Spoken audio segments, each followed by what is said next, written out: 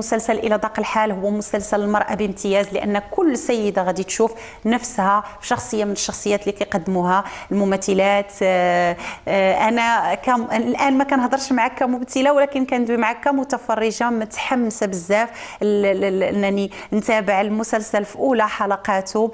وكيف قلت لك اشتغلنا فيه بحب، ومن هذا المنبر هذا كنبغي نشكر جميع اللي اشتغلوا في المسلسل إلى دق الحال، وعلى رأسهم الشركة الوطنية للإذاعة والتلفزة المغربية اللي عطاتنا هذه الفرصة هذه باش نتريتيو مجموعة ديال المواضيع كتخص المرأة المغربية، واللي بصح حاولنا من خلال المسلسل أننا نقدموا لها حلول. فمن قلبي تنقول لكم شكرا لكم بزاف بزاف، وفرجة ممتعة بإذن الله تعالى.